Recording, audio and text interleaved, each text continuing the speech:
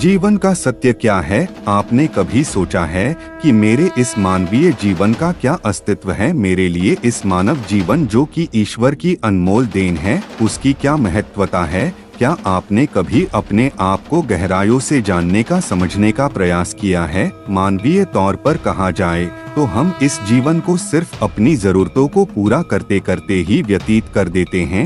एक मनुष्य के लिए उसकी जरूरत क्या है? रोटी, कपड़ा और मकान, यही ना, पर यह असल सत्य नहीं है। हर मनुष्य का जन्म इस धरती पर एक विशेष कारण से होता है, जिसे हम धीरे धीरे समय के साथ समझते चले जाते हैं। कई लोग अपने इस मानवीय जीवन के सत्य को समझ ही नहीं पाते, क्योंकि वे हमेशा नकारात्मक सोच ही रखते हैं।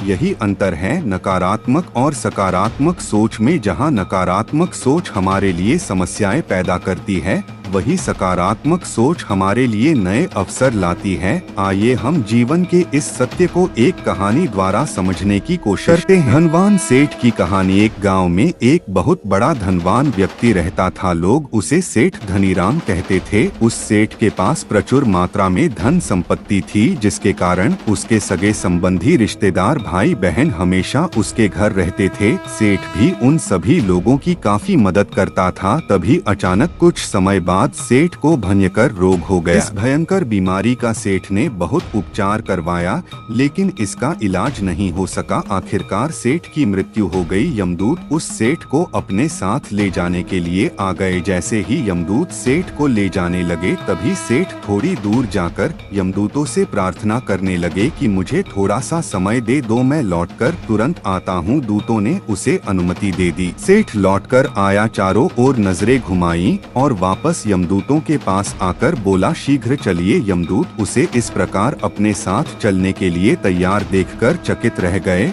और सेठ से इसका कारण पूछे। सेठ ने निराशा भरे स्वरों में कहा, मैंने हेराफेरी करके अपार धन एकत्रित किया था, लोगों को खूब खिलाया पिलाया और उनकी बहुत मदद भी की। सोचा था कि वो मेरा साथ कभी नहीं छोड़ेंगे। अब जब मैं इस दुनिया को सदा के लिए छोड़कर जा रहा हूँ, तो वे सब बदल गए हैं। मेरे लिए दुखी होने के बजाय ये अभी से मेरी संपत्ति को बांटने की योजना बनाने लगे हैं। किसी को मेरे लिए जरा सा भी अफसोस नहीं है। सेठ की बात सुनकर यमदूत बोले, इस संसार में प्राणी अकेला ही आता है और अकेला ही जाता है। इंसान जो भी अच्छा या बुरा कर्म करता है, उसे इसका परिणाम स्वयं ही भुगतना पड़ता है। हर प्राणी इस सत्य को समझता तो है, पर देर से। जीवन की सीख। हम इस बात को अपने जीवन में भी देख रहे हैं। लोग जीवन के सत्य को भूलकर मानव द्वारा बनाए गए जाल जैसे लालच, रुपए, पैसा, बुराई आदि तले दब गए हैं। आप जो भोजन ग्रहण करते हैं,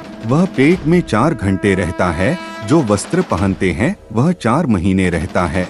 लेकिन जो ज्ञान आप हासिल करते हैं, वह आपके अंतिम सांस तक साथ रहता है और संस्कार बनकर आपकी अगली पीढ़ी तक पहुंचता है। ज्ञान का बीज कभी व्यर्थ नहीं जाता। जो है जितना है सफल करते चलो, सफल करने से ही सफलता मिलती है। हर व्यक्ति को सकारात्मक तरीके से देखो, सुनो और समझो। हम जितना ज्यादा पढ़ते हैं, सुनते हैं, समझते हैं, हमें अपनी कमियों का उतना ही ज्यादा एहसास होता है और इसी कमी को दूर करके हम सफलता की मंजिल की और अपने कदम बढ़ाते चले जाते हैं। क्या लेकर आया था जो क्या लेकर जाएगा, कर कुछ ऐसा जाओ कि लोग तुम्हें याद रख जाएंगे। आपको बस यह करना है, एक कोशिश करो कि गलत काम नहीं करना है।